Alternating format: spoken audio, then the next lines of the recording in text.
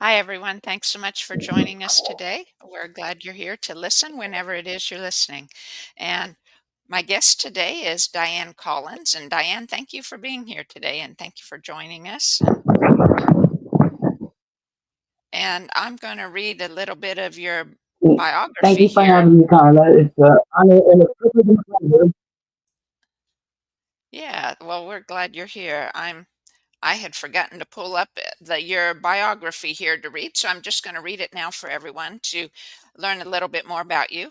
Dianne Collins is a spiritual healing coach, intuitive, and founder of Dejana1122.com. She works with people who are feeling spiritually disconnected, emotionally heavy, or just stuck, and guides them back to their inner power through a combination of healing tools like tarot readings, guided meditation, body movement therapy, and self care wellness. She believes healing isn't just mental or emotional, that it lives in the body and spirit too. And I totally agree with that. So she guides her clients in safe, grounded experience to release what no longer serves them energetically and spiritually.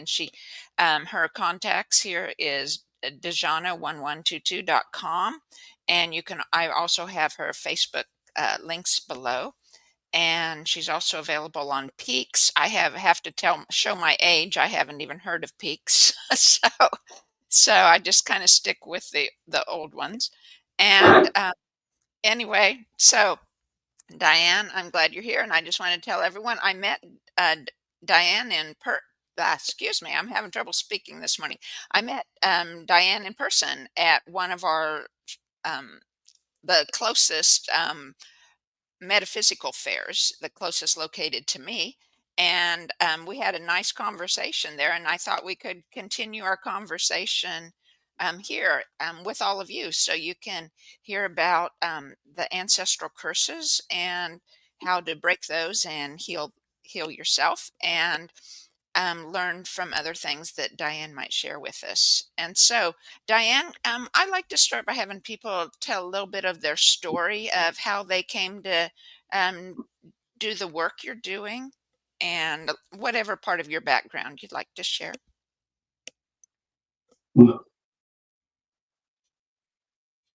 Uh, it was just always there for me.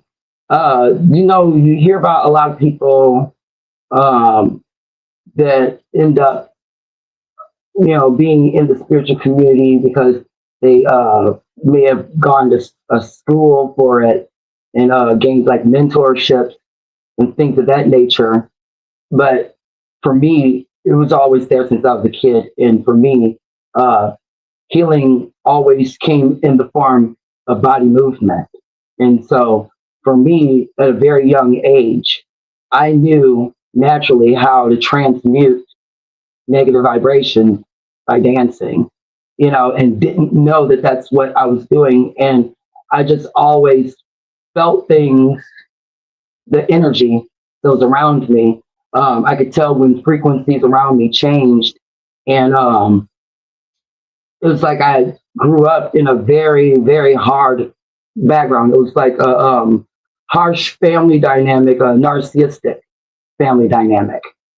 And so I learned about how those frequencies and those type of energies or that type of personality and what I would say that type of spirit, I know how that spirit walks. I know what it feels like. I know how it talks. I know what it smells like because I had been around it since I was a child. And so I had, like I said, always used body movement and like music and body movement, goes hand in hand.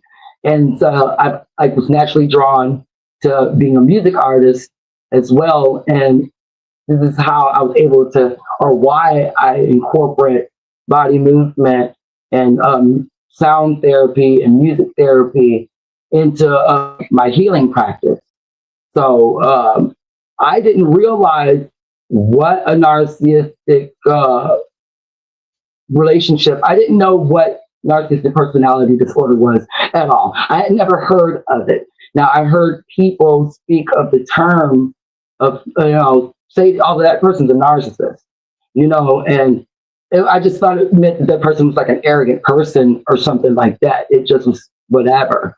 But and lo and behold, all my life I was around narcissists, and it was a trauma bond because you see, these were people that were my support systems. This was my father, my mom, my brothers, my sisters, and then it's an energy that what I'm saying stays. I mean, even though it's different faces, it moves into different bodies or avatars, and so it was like it moved into I was started. It was familiar because that energy was familiar to me since I was like child. I started choosing romantic partners that were narcissists. I started working with narcissistic people, and had trauma bonds with these people, thinking that that's what love was, And the whole entire time that I'm dealing with these people and they're abusing me, I'm dancing and healing it. You know what I'm saying? Or I'm making music about it and healing it. And so it was almost like I went through like a boot camp. And the whole entire time I'm going through this boot camp, I'm studying this type of energy. And lo and behold, one day that information had fell into my lap. That's what I had been dealing with all my life. Narcissistic people that were members of three different types of mental uh, instability. They're like clinical terms, and that's sociopath and psychopath and Machiavellian. And a lot of the people that were in my life were a member of one of those three. But all three of those carry narcissistic traits. It's an energy. And so I can tell, I just can tell, I can feel it. I can tell when people are giving me fake um, love, fake support, fake, you know, uh, kind of like it's love bombing. That's what it is. I can tell when a person's love bombing. I can tell when a person is like fraudulent. And all my life, I had been able to do this, and I had always was afraid because I didn't like the rock boats or anything like that. I was always afraid to call people out, and so I learned over the years that when I did call people out, or either withdrew my energy from those types of energies, all heck would break loose. You know what I'm saying? All of a sudden, everyone would go mad and stuff like that. And so I just understand that type of energy, and I've been around it. And so through divination, the universe has, even though it was a nightmare, it's a gift. It's a gift. It's almost like a superpower. I could walk into a room and I could tell who's genuine and who's not. And I'll give them the benefit of the doubt. Still, I'll check them out. I'll still fill out their energy and let them think that they're fooling. You know what I'm saying? But it's a weird, negative, low vibration. And like I said, that I'm very, very familiar with because it has followed me around all of my life. You know what I'm saying? And Mm-hmm. so it's now become my superpower. And so now I'm I pretty much started the Dianne1122.com for the awareness of narcissistic abuse because it's an insidious form of abuse that it doesn't have scars. It doesn't, you know what I'm saying? And obviously, it's something that my family lineage, way before my parents even, you know what I'm saying, harbor these traits. And so when I see these traits coming out in me, I worked very, very hard on destroying them. And I still work on destroying them. We're always a work in progress because, I know that I was the black sheep of the family and was scapegoated not only in my family dynamic, but in work situations. Like I said, I used to be a music producer. I worked in the house music industry. And the house music industry is supposed to be love and light, and it's a music that's supposed to elevate and raise the vibrations and the frequency of the room, of the world, of the consciousness of the people that are listening to it. So I was working around a bunch of people who were frauds. You know what I'm saying? They were snakes. You know what I'm saying? But they were putting on this facade that they were love and light. But I saw them firsthand, you know, destroy lives, and um, people afraid to speak out about those types of people, and because it's a nasty energy, and this is the reason why a lot of people say the nasty thing or say to watch out about the music industry because there's evil people in it. I now understand what they mean, but it's not just the music industry. This low vibrated negative energy, it runs rampant in lots of industries, even in the spiritual community. In fact, if you do your homework on most of the people that tend to carry heavy narcissistic traits, they're usually in the spiritual community. They're usually pastors, community leaders, um, priests, high priestesses, things of that nature, people that love power. It's a energy that feeds off of power. And this energy will stop at nothing to get what it wants. And I just happen to be blessed with knowing how to decipher it through tarot, and when I go inside of rooms. Uh, I don't have to necessarily read it through the cards. I can actually walk inside of a room and I could count out how many people that have that energy on them.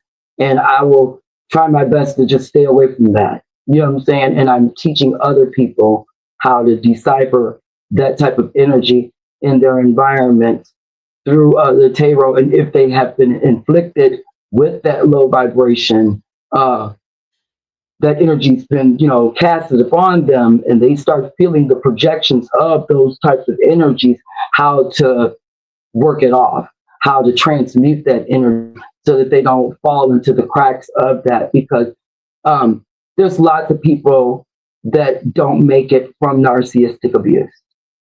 Right. So, Because ca- narcissists, they um, like to do things so that their hands are clean. You know what I'm saying? They like to have other people do their bidding. You know what I'm saying? To keep their hands clean so that they can keep their reputations up. Because, like I said, these are people that love power, and it's an energy.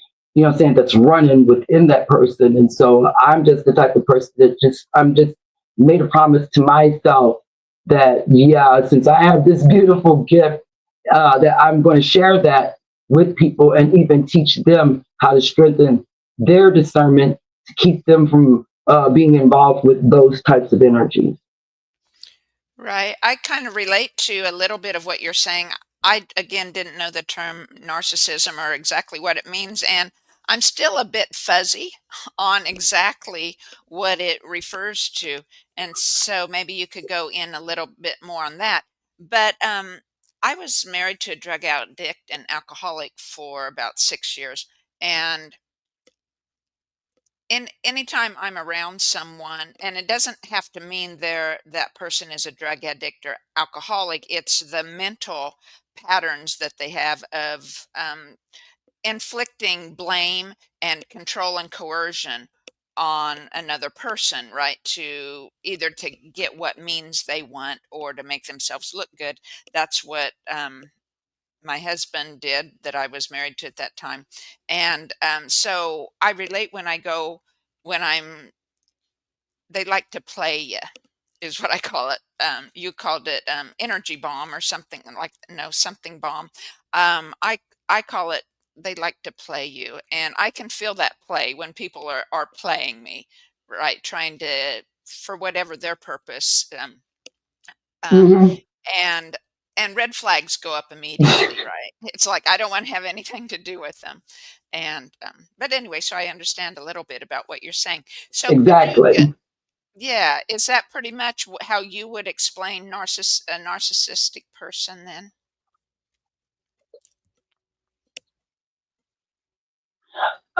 It's very to explain a narcissistic personality, a person who actually harbors the actual, that's clinically diagnosed as a narcissistic personality disorder. To me, it's so broad because there's so many different layers. It's almost like peeling back an onion because there's covert narcissists, there's overt narcissists, there's grandiose narcissists. You see what I'm saying? So it's like an umbrella. You know what I'm saying? Because there's some narcs that are really sweet. The number one thing that they are is master manipulators and habitual liars. Those are the Mhm. top two things that they are. And the third is uh, ultimate charmers. They love to charm. They throw on that. That's where the love bombing come in. Where you call it, you didn't know what I called it, but yes, that's an actual clinical term. It's they overly shower you with compliments and or gifts or praise you a whole lot. Consider you family. Consider you sister. Consider you you're one of the team now, and it's way too fast and it's way too much.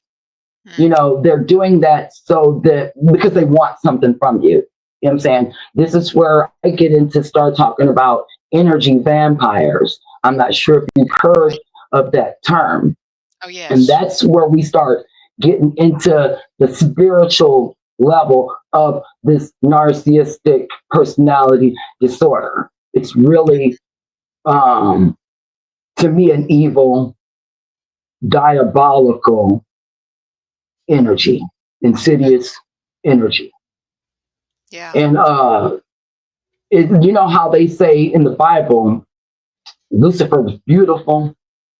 That's what it is. They come to you beautiful. They come to you with praise and shower. And some of them are very, very attractive on the outside people. And that's the reason why it's easy for you to believe them when they're showering you with all of this admiration and stuff like that. I had exes. Oh my goodness. I had this very, very attractive ex boyfriend. And oh man, that dude was something else. That's all I got to say about that. And if it wasn't for that one, if it wasn't for that one, I would have not discovered what the boyfriends previously were doing to me, and also the different umbrellas and levels or different types of narcissism that's out there. Because all of them harbored the same energy, but they all moved a little bit different Mhm. with their manipulation tactic. And so that's the reason why I say that it's very intricate and it's very broad because no two narcissists necessarily act the same, yet they all move in the same energy and almost move like they all are playing from the same playbook. It's very, very weird. And it's something that you most definitely have to do your homework on. And when you think that you know enough, you end up learning more. You know what I'm saying? It's like I said, it's like peeling back an onion. When you Right. do discover that you've been in narcissistic environment. Yeah. So, how when I guess you had said you were a child, you always had felt this from your parents and siblings. So, like, do you have Oh my goodness. do you Yes. have any clue what generation it may have started? Like, it's just something that was passed down for many generations. Do you feel? I have a yeah. hmm Yeah, I personally, yes. It wasn't just my immediate family, it was other generations because I saw how my aunts and uncles behaved, and I know how their lifestyles are on both my mom's side of the family and my dad's side of the family. And well, nobody kosher. I don't mean to be, sound like that, but they weren't put it this way, I'm nobody really was working on no one was doing shadow work. Hmm. Well, and in Everyone in my those, family ran from stuff. in So those, it is what it is. And I think yeah. because of me doing it, I couldn't heal around them. When they discovered that I was trying to heal from all of the stuff that's been inflicted upon me, all heck broke loose to the point where I had to move. A lot of stuff went down because when you don't do what these dark triads say, if you don't move and shake the way that they want you to move and shake, when you don't be the pawn in their story and you don't be the slave to their projection, they go ballistic. The smear campaigns start, accusations fly, the victim blaming, the shaming, the exploiting of past stuff. They will take the victim's past and exploit everything about it. They will twist up what their victim's whole entire personality is just so that they could feel power because they want to be in control of someone's life. It gives them great joy, you know what I'm saying, to watch and see someone, their target, lose everything from their manipulation and their lies and their crazy tactics and their flying monkeys. Like I said, they execute other people even into the mix so that their hands are clean. So that the victim, if the victim say that person's doing this to me, they say, "Hey, I'm not doing anything to nobody. Hey, that person's crazy. That person's just crazy." Don't, to discredit. It's called gaslighting. Yes. The victim ends up being gaslit, and being gaslit will drive a person crazy. It would drive a person insane. And that's the reason why it's very imperative to understand the traits of these types of personalities, these dark triad personalities, so that you know what to look out for, because your soul is you. Your soul is the thing that's moving and shaking and making the decisions and stuff like that. So if you got the wrong energy in your environment, it can deter you from off of your soul path. And that's the reason why it's very important for you to, or for everyone, to break generational curses, especially when they know that there's something wrong, you know. And I would say, when you say what generation, I'm going to, me, I think that it's like the around after like the baby boomers, the women's liberation, the all of that. It's just when the nuclear family dynamics started to change. I believe Right. is when we started getting a really high level of male narcissism, or it was already there. And that's probably even the catalyst that even made the women's liberation movement even happen. But I know for a fact that there was a lot of fatherless homes, or if the father was in the home, it was a lot of narcissistic fathers that had these wives that became borderline destructive, petulant people because of the narcissistic abuse that they were going through. Like when I was growing up, my mother, she had a disdain for every last one of her daughters. She had a Yes. disdain for all of us. And I don't know where that came from, but I know that my dad used to slap her up a lot, he used to beat on her all the time, and belittle her and exert dominance over it to the point where, yeah, I did not sleep. Not me nor any of my siblings. We didn't sleep well at night as kids. So therefore, you already know if a child's not getting a full 8, they're not learning so well in school. Though I'm sorry, we actually, believe it or not, we actually did really good in school. Believe it or not, I can't lie. Me and my siblings, when it came to our academics, we were straight A students, because if we weren't, our father was going to hurt us really bad. You know what I'm Mm. saying? It was one of those things. We better been smart. We had better pass and get our high school diplomas, or else it was going to be hell to pay.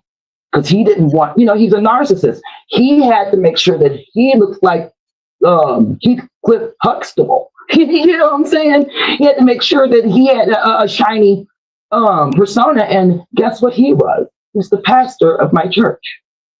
Oh, that's yeah, that well, and that leads to a lot more, I guess you could call generational curses than when it's not just a parent, but it's someone else that's an authority figure that others trust so much more.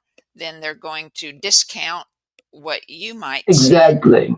or it also then fuzzes the line between religion, or your faith, and the family dynamic too. So it's to me it seems very difficult then on different levels, that would entail those Oh, it generational was. patterns.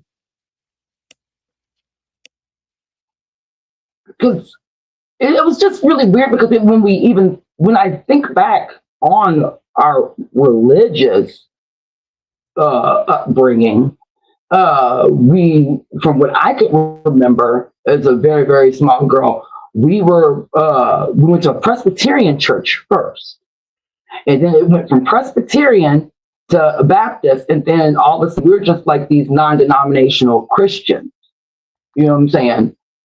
But naturally, like I said, and what I was told from aunts and uncles and stuff like that, my grandmother, she did dibble and dabble into occult uh, practices. And just as a child, it was just always, I was just drawn to it. And I remember the story that I was told by my mother was she saw something that happened. I think my grandmother was doing some type of a seance or something like that, which I don't do seances. I don't want people thinking I do all that. You know what I'm saying? But it was something along that lines. She was doing a seance, or she was maybe reading tarot, or I don't know what it was. I can't remember what necessarily what, but my mother and them, they all encountered something that ended up scaring the bejesuses out of them. And that was kind of the reason why my mom called herself shying away from that type of a belief system. But same token, my mother taught me how to meditate. She just didn't call it meditation. She said that she would close her eyes and she would empty her mind. She would make sure to try to make sure she wasn't thinking about anything. That's how she said it to me. And I was like a kid when she told me that. You know what I'm saying? And so I would do that all the time, especially when I was being treated unfair, like ganged up on and stuff like that. I never understood the whole entire, my older siblings and younger siblings ganging up on me, even as a child. That was a thing that they did. And it followed us all the way into adulthood. So Sure. it's like they didn't break that generational curse at all. You know what I'm saying? And it's like they would not they couldn't see me as an adult. They refused to see me as an adult. They refused to see me. They wanted to see me for what the family dynamic coined me to be. And that's what happens in narcissistic family dynamics. You get labeled something. And once you get labeled that, everyone's supposed to treat you like that. And then your siblings will go outside of the family and tell your friends to treat you like that. And they'll tell your lovers, your boyfriends to treat you like that, to keep you in line. I had all of my boyfriends were influenced by my siblings to abuse me, because it was she has to stay in line. And then when I go out in public and I meet other people, I run into that same, like I said, when I was in the house music industry, it was the same thing, that same energy. You know what I'm saying? The same exact energy. It doesn't matter what industry that I go into. And like this type of narcissistic energy, it understands empathic energy. It Mhm. knows impacts. It can smell them, taste them, feel them, all of that. They have a gift where they can tell who's pure and who's not. And they will target that pure person and try to destroy that pure person because that pure person is a mirror of what they could be. You know what I'm saying? And so they want to destroy Right. it and make it just like all the other stuff. And I think that's pretty much what my siblings have always tried to pull when it came to me. And so, yeah, when my mom and father had passed away, I immediately knew to get away and move as far as possible and to heal Mhm. from Mhm. everything, from things not being doors not being closed, answers not questions not being answered from my mom and dad. And now, what I'm saying, I've got unhinged, siblings that didn't get those answers to those questions either. You know what I'm saying? And so everybody grieves differently.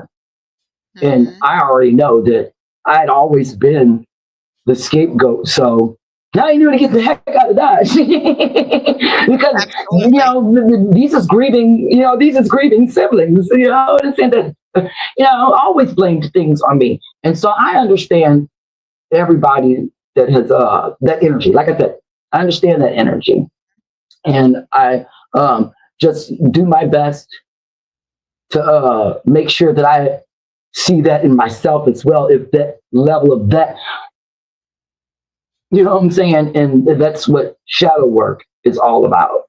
You know what I'm saying?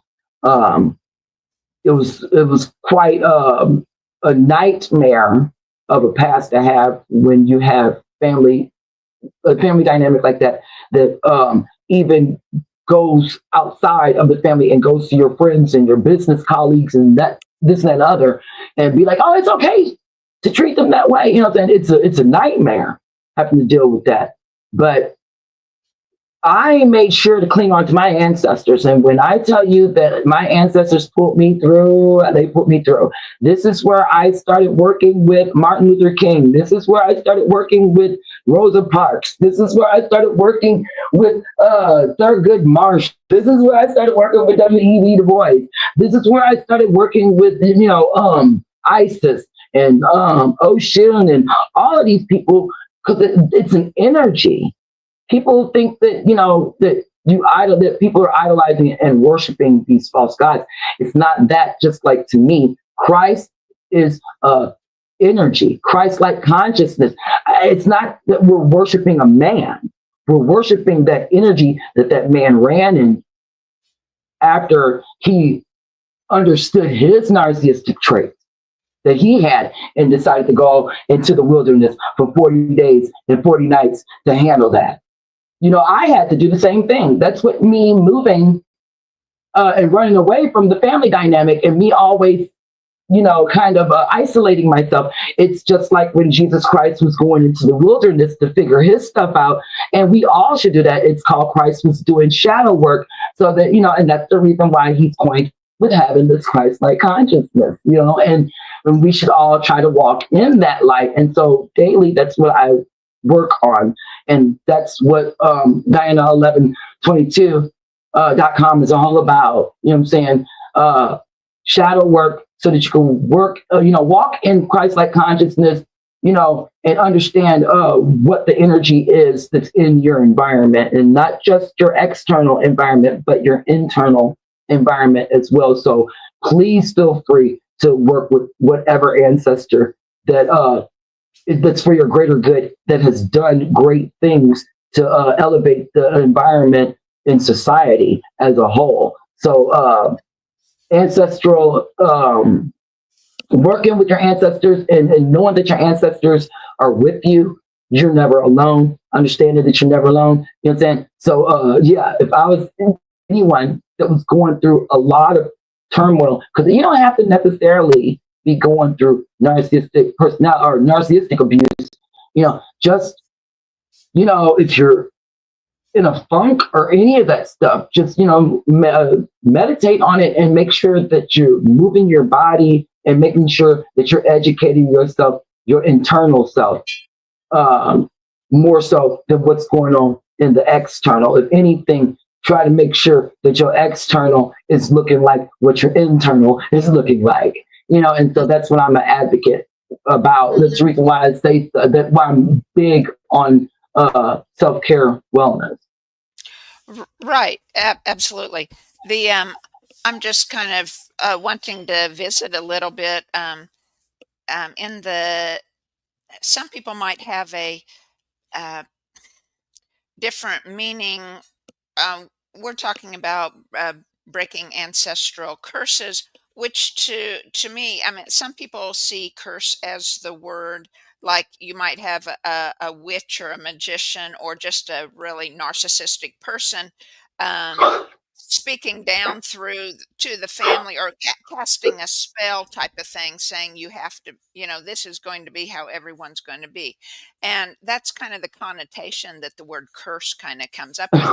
Um, to me, the I just want to Right. throw that in because I titled the conversation that way, breaking ancestral curses, because that's kind of what how we had spoken when we spoke in person, and Hmm.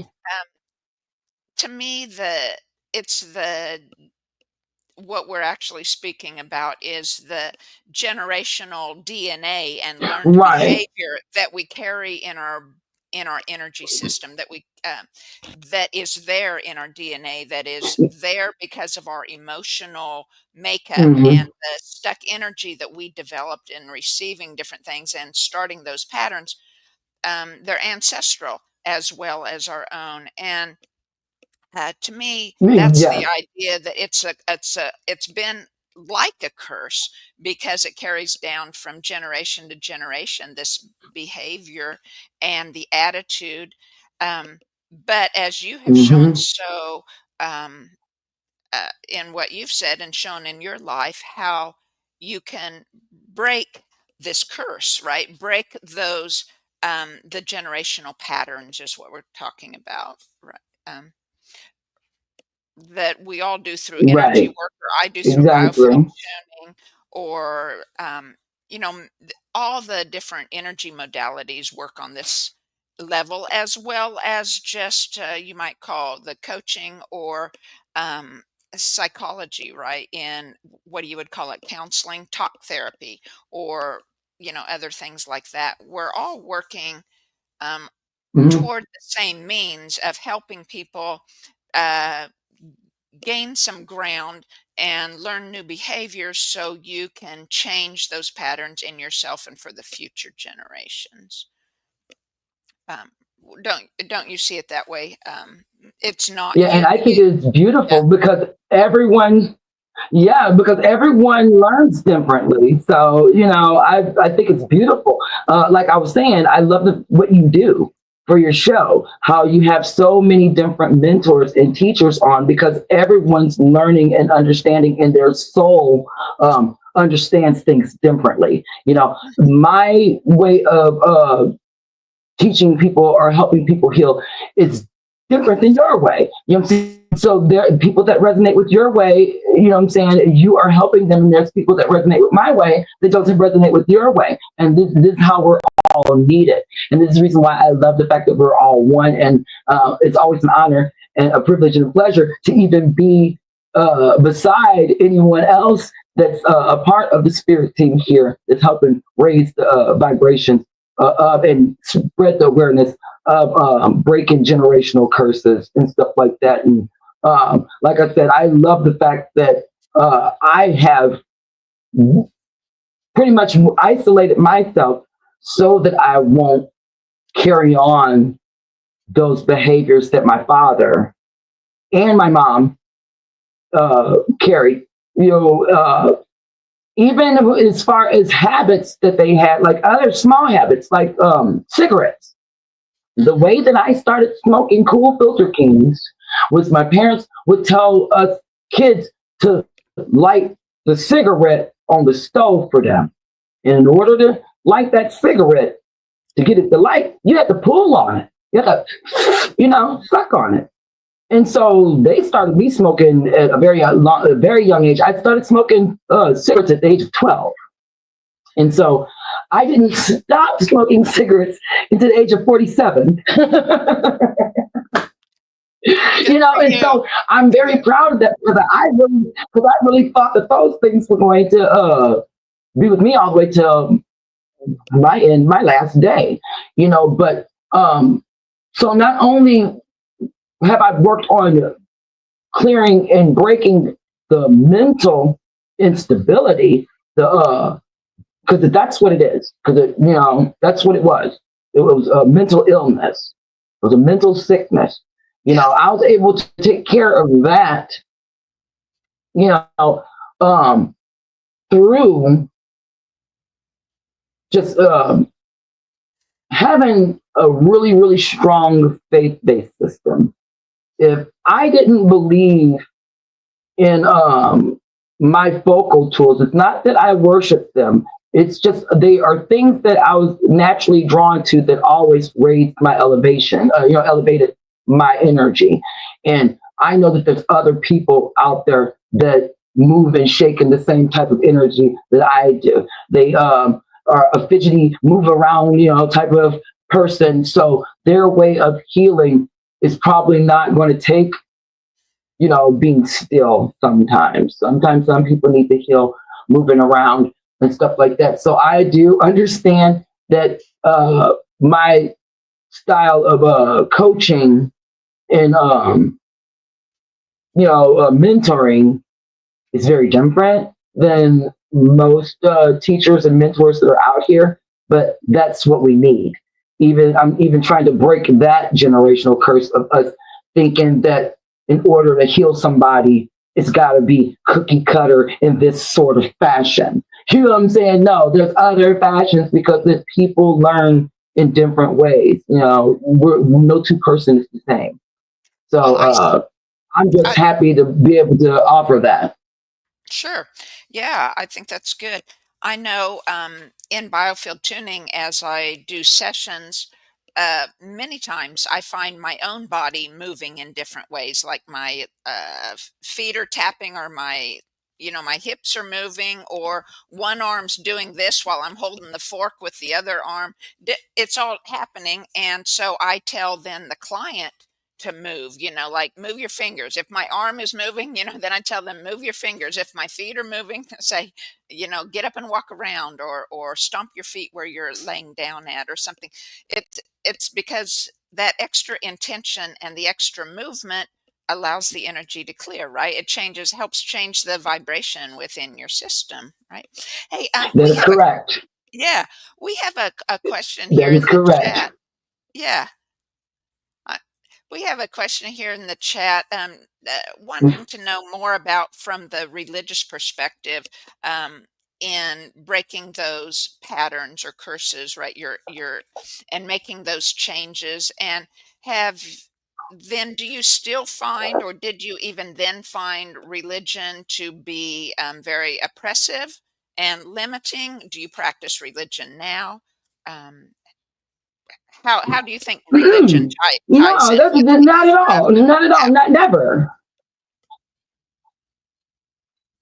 It ne- it coincides with it. It coincides because I also incorporate angel numbers. And a lot of people look at angel numbers as either one of the two things. They look at angel numbers as either coming from Christian belief or either they look at it as numerology. And when you actually read angel number meaning, it's very Christian based, or they're what you would consider Christian or Catholic based. It's just really, really high vibrated. You know what I'm saying? Affirmations. And so to me, that's religious to me. And so spirituality to me, I'm like I said, I'm omniist, if you understand what that is. I well, worship anything or not anything like worship. It's just I practice anything that is positive, that's of a high vibration, that's going to help me people for the greater good, in society. So I'm if I'm not necessarily Buddhist or whatever, but I get down with what Buddhists throwing out. You know what I'm saying? I believe in that stuff. But I don't follow the Buddha practice, so to speak. Same thing with religion. I love what Jesus, like I said, Jesus Christ, Christ-like consciousness. That's great, but you won't find me at a Baptist church or a Christian church or a Catholic church every Sunday. Right. I You know what I'm think saying? But I yes, still believe in that stuff. you're distinguishing, kind of the way I do, between religion versus spirituality, right? I got to a point where That's correct. Yeah. I got to a place where I found organized religion as very limiting, and not no longer did I believe that way.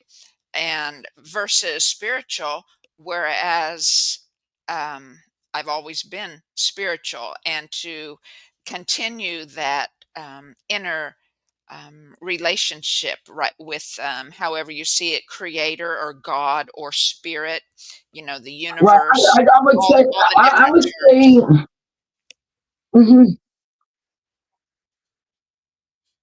yeah, because with me, I would say it's kind of like both for me.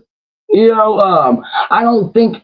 I mean, yeah, it's a little limiting because a lot of people would frown upon the spiritual, my spiritual aspect or my spirituality, but within religion, it's preaching a lot of spiritual teachings. If you read through the Bible, it's actually telling you it's talking about your soul, it's talking about your spirit, it's talking about who you are as a person.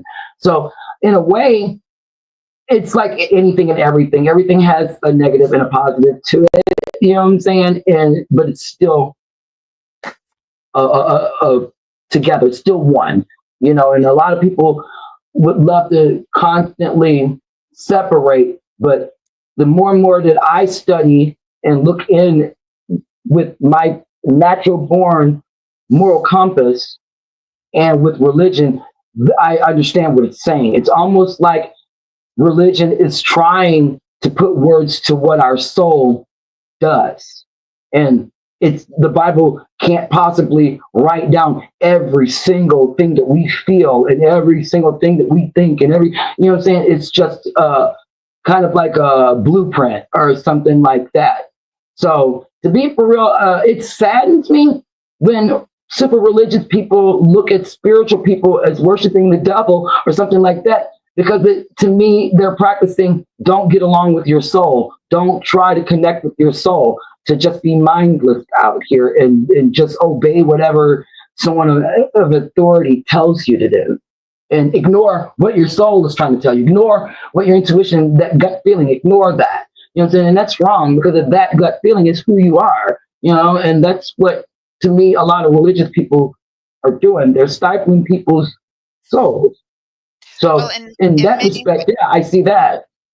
yeah, I think in that's what I have found it kind of in religion. I think often different religions have been used to steer the people, perhaps I meant where it's based on the pure or the original spiritual teachings that of Christ consciousness type of thing, those attributes, but have been used to steer people in a direction where, say, the church leaders or that organizing group wanted to steer people.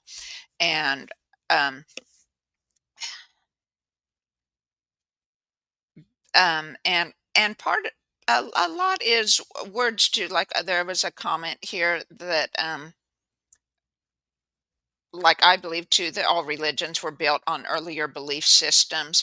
Um, but and that Christianity is deeply intertwined with pagan traditions. However, um, the word pagan in itself only used to mean that it was people living Hmm. close to the earth. It was like, why witches get the name of being pagan, or other pagan religions. They were outside of the organized religion, and they were living close to nature. That was the definition, basically, of pagans, that very close to nature.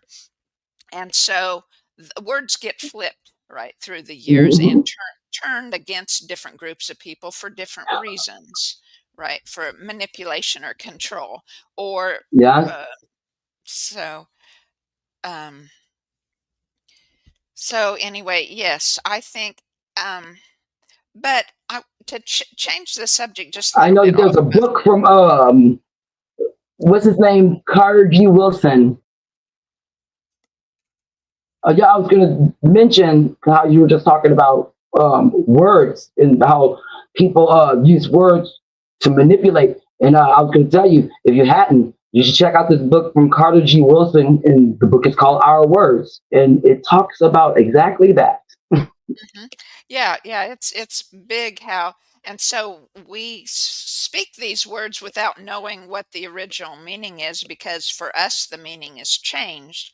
And so sometimes I wonder, how does that change your intentions about things, right? Of course, the universe, I believe, works on the original intention. So if you were intending one, anyway, that's kind of a tangent to go on. But yes, words make a difference.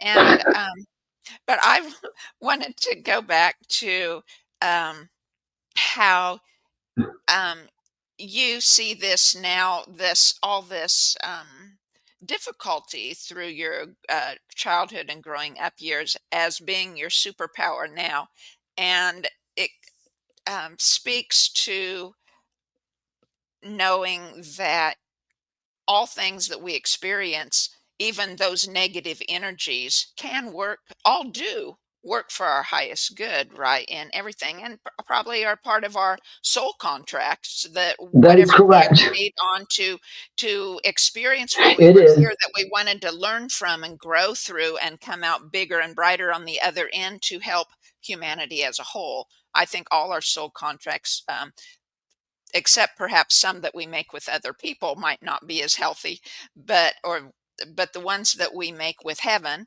or spirit, are for the highest good of all, that it all develops and goes that way.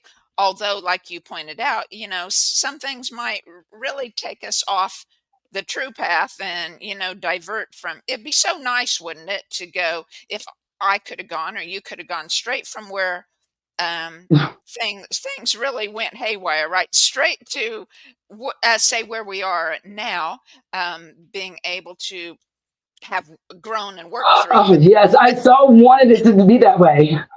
But then we would have missed all I so all wanted it to that be that way. growing experience, right? We would have missed all that. And Exactly, and exactly. so we wouldn't I be wouldn't. We would take it where for we are granted. today. I would totally take it for granted. Yeah, and we wouldn't be where I we would are still be today. learning. I feel I Yes. would still be learning the lesson. Yeah. That is correct.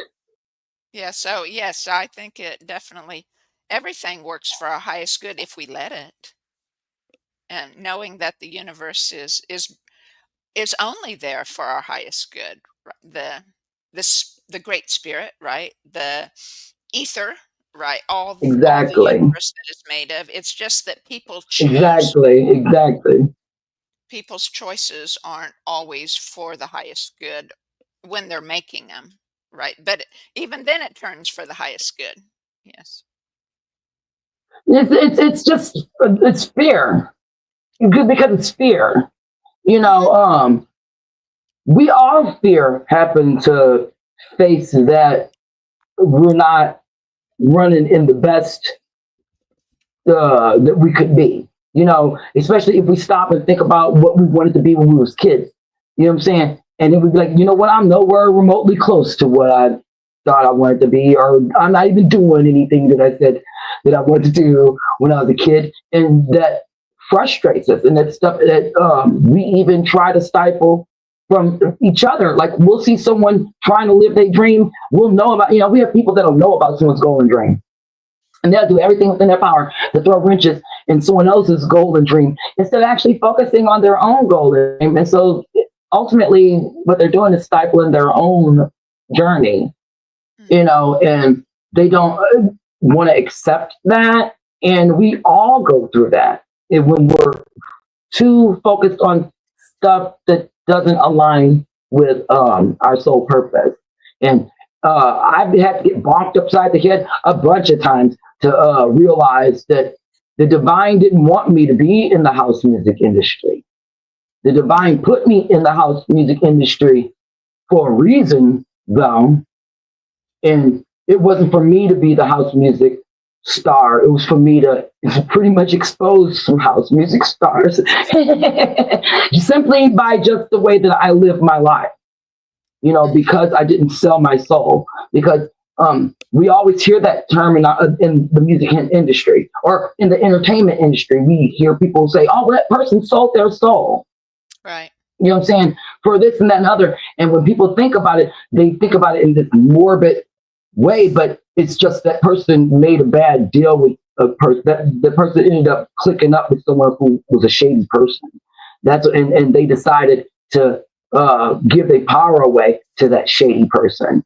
That's all it means to sell your soul to the industry. It means to okay, you're the leader. Yeah, I'll let you do whatever. I'll follow your ways. I'll be your slave. If you tell them no, you're a bully. You know what I'm saying? You're looked down upon. You know what I'm saying? And yeah, you'll get a lot of smear campaigns and stuff like that. And that's just how evil the entertainment industry is for anyone that enters the industry. And it was disheartening for me to enter scene that was healing for me. House music is very healing. It's personal because it's Oh, soul music. That's what they call it. They say it's music for the soul, So when you got yes. bullies controlling the music for the soul, and then you call them out, you know what I'm saying? You're gonna have to see a wrath. A lot of music artists have tried to expose music artists. Look at what the P Diddy thing is. Right. People expose music artists and all heck breaks loose. You know what Right. I'm saying? And so this is the reason why it's very important to understand what the meaning soul tie is, like you were saying earlier. The soul tie is basically who you're dealing with, who you're doing business with, who you're being friends with, who you're being study buddies with. You know what I'm saying? Who you're being a romantic partner with, and giving your power away to these people. You know what I'm saying? For whatever reason it is. You just need to start being more aware of that. And a lot of us, we take that for granted. We're so quick to call people, buddy or pal or sister or brother. And we need to take a pause and be like, why is that person calling me that so quick when they don't know anything about me, man? You know what I'm saying? And I'm just hoping that some of this is resonating with some of the people that are listening. We have a question about because you had mentioned welcoming angels and their wisdom into your work.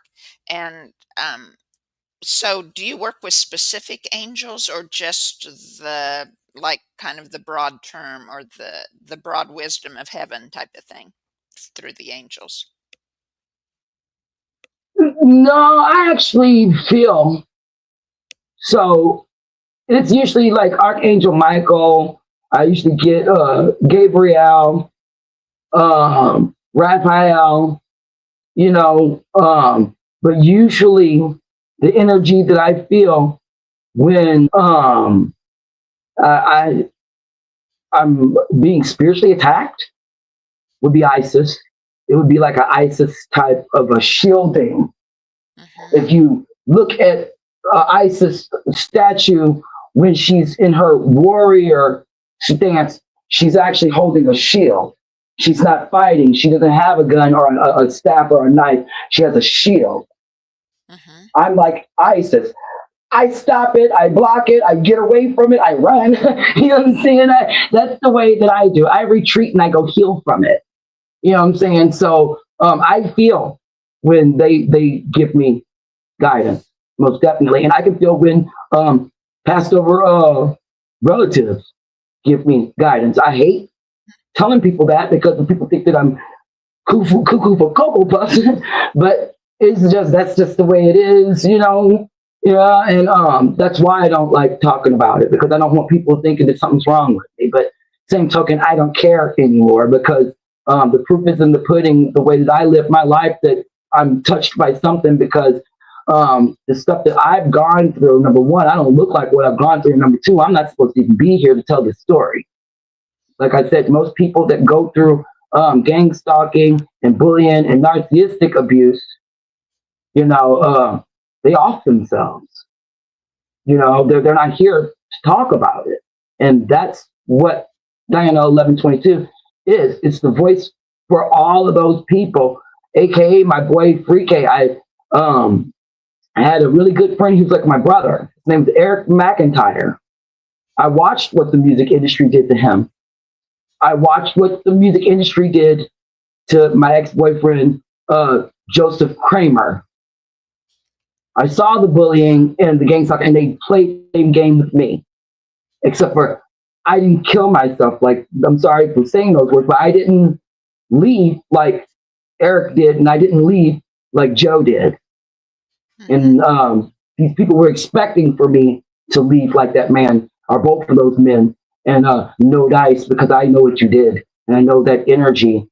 You know what I'm saying? I know how that stuff works. You know what I'm saying? And that's the reason why Yeah. I say just be very wary about who you're having soul contracts with, rather that's a person or even a place or a thing. Because even things harbor low vibrated energy in areas and locations. They harbor low vibrations, and I'm sure you know that. So, Right. Oh, absolutely. So let's talk more about um, the movement therapy that you do and how that then helps release the ancestral um, patterns and the things that block us from moving forward from living with those. I believe that for me, like I said, since I was a little girl, and I've always used that as a focal point and didn't even know that that's what I was doing. I believe that that comes from deep down in a DNA root, a DNA African root. Because when you pay attention to what most of your Africans or your indigenous people of all nations have done was dance. They danced mainly during war when things were bad. That's what they had. They had this. So I think that that just naturally comes from my ancestors, your ancestor, all of our ancestors. That's what they did when stuff wasn't good, and that's what they did when stuff was good. So Yeah, it was always a healing focal tool since man was man. I agree. I've heard a And I lot of think it's just stories. something that we take for granted. Yeah, I've heard a lot of stories from like my grandparents' generation who were born in the like between say um, 1925 and earlier, just to draw a line somewhere. And it was frequently every Friday night or every Saturday night, and I'm sure it happened across the United States, at least in different places, but it happened in rural places and it happened in towns. And someone decided just to clear all the furniture out of two rooms of their house or one big room of their house or have a platform outside, and everybody from the area would come and have a dance party. Right. And by the time I was growing up, that didn't happen anywhere. Right. Locally, you had to go to the big bands and pay the money Oh, to for get me, in. that's all Right. my. I was like, that's all I was. Yeah. Shit, that's a. It was like my era. I was lucky. I was lucky because of my generation. That's all we did. Damn. Yeah, yeah.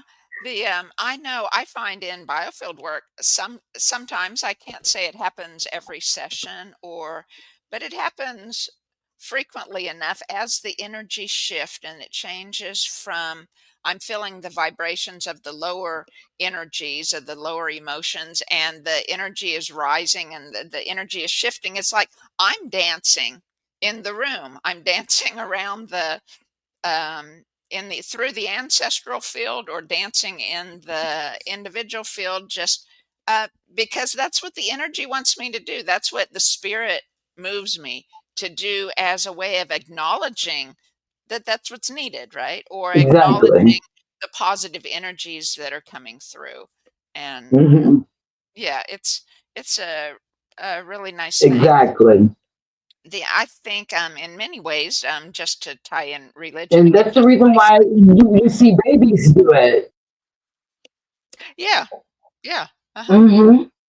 Yeah. So, I've seen like on Facebook posts and things that you do like fire dancing or something. What's the name for that? And are you using that as part of your healing work? Yes, actually, I am. And this summer, I'm going to actually be posting a lot more fire performance tutorials because the way I got into fire performance was fire eating.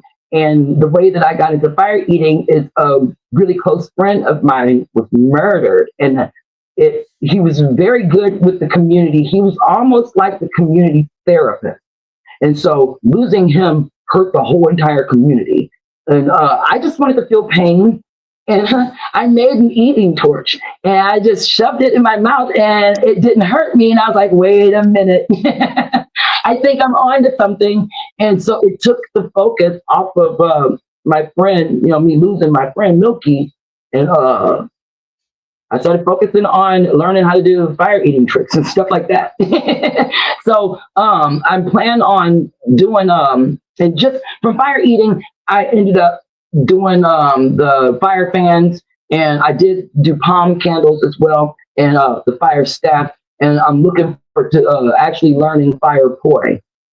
But yes, I do incorporate the fire performance as a focal tool because everything that I'm teaching and guiding people to use or practice on my website is things that I have done and have used practices and things that I've done that has healed me from stagnant energy and blockages and from to breaking ancestral curses. So yeah, fire performance Right. is most definitely and I like I said, another ancestral thing. You look in a lot of indigenous backgrounds, does not matter what race, everyone had a fire eater or a fire performance during a time of crisis or a time of celebration. So it doesn't belong to a race. It's an energy and it's a clearing. Yeah, it's a clearing. It's a good clearing tool, basically, Right. and it's been used since man has been here. So it's not like anything that I'm practicing is brand new or anything like that. It's just, I guess, the way that I'm putting it together. It's probably a little hodgepodgey to the public, but I'm hoping that people understand where I'm going with everything. Well, that sounds good. What I was wondering too then, as well as someone in the chat, they were asking then about, say, with your movement, with your dance, do you use uh, words or music, vocals with it, or like I know in biofield work, I often find myself speaking in an ancient language that just pours out of me, or singing with that, or um, a lot of times I'll be what do you call it? Using the vowel sounds that are associated with each chakra, um, like the yaw for the heart sound, Chakra. whatever chakra, whatever energy center I'm working on, I'll be Yeah. using those tones or stuff. How do you incorporate sound with your Well, movement? your mantras. Yeah. Hmm.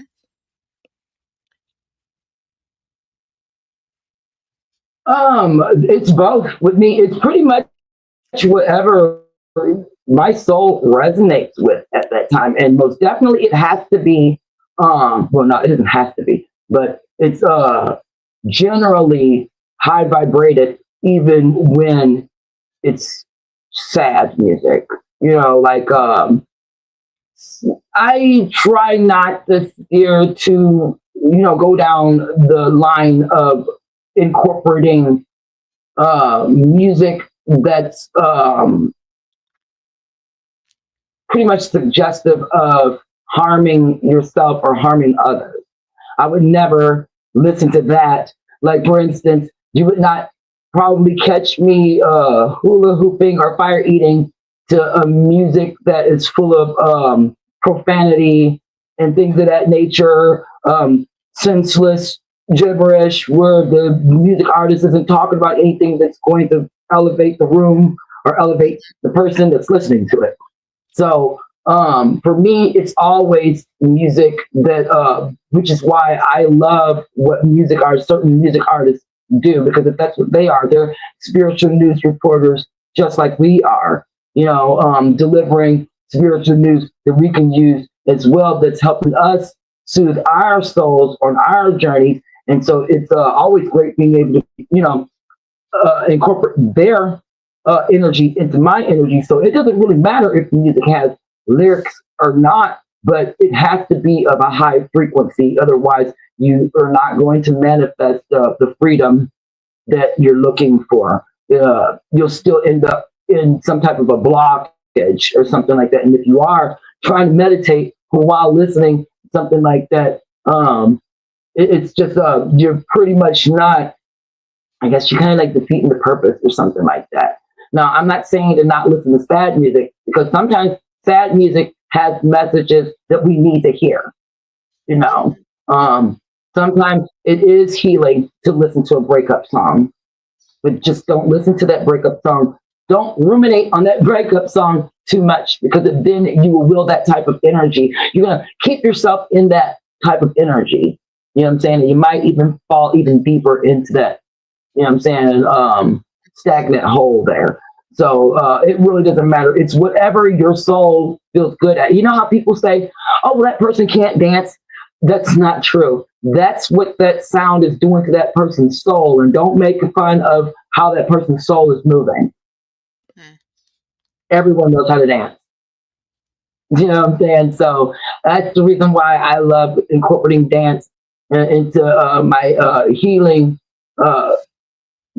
practices, because like I said, it's universal. It's something that has always been used as a healing focal tool, no matter if it was, us going through pain or if we were celebrating happiness. So Okay. Yeah, good. One last question here before before we close, and I was wondering, could you name your favorite artist, your favorite music artist that you might use that might help people, if anyone could tune into that music and feel that vibration and healing within them yes, as they dance? What's your favorite, that, or what yes. your go-to? There's so many. There's so many, but I will say the main two, Okay. because there was the main two that helped me, and I damn on. I had these people on repeat religiously. Is the Midnight and the Diogenes Club.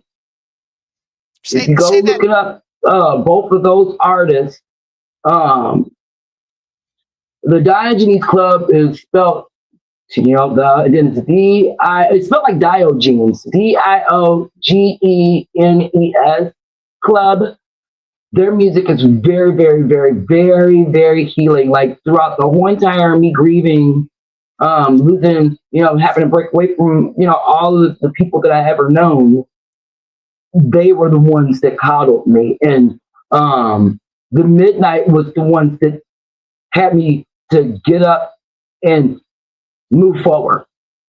And I even Okay. went to the Midnight concerts, and I was afraid to even leave out of my house. But to see the Midnight, that was a reason to leave out the house. So I would totally listen to those two artists. And I also like Earth, Wind, and Fire as well. So I actually listen to you from Earth, Wind, and Fire, the Diogenes Club, and the Midnight. All right, very good. So, Diane, could you tell people again how to reach you if they'd like more information, or are interested in your work? Just hit me up, Diana1122.com. That's DAJANA 1122.com. Yeah, it's Diana. That's how you pronounce it. I know it's like the genre, but it's the Croatian way of saying Diana, and it's the reason why I chose that spelling is because of the vibration of that name and the number of letters that's in that name. It all goes into numerology, and that's something that we'll talk about on a different show, different Yeah, time. yeah, that's So right. there's a reason behind the name and the spelling and the numbers. So yeah. All right, very good. So thank you, Dejana. Thank you, Diana. I'll say it right. Or and it's Diane, not Diana, right? No, no, Is that's fine. That's fine. Yeah, either way. yeah, it's Diana. You can call me Diana or Diane, either or. Okay. All right. Very good. So thank you so much Either for being our or. guest. It's all right And with me. okay, good. And thank you Thank everyone you for for having watching. me. It was a pleasure, man. You're very welcome. So, Thank hang on to, everybody. yeah, we'll catch you later. Thank you all for watching. And Diane, if you'd like to hold on just a second after we end the live stream. So again, thank you everyone.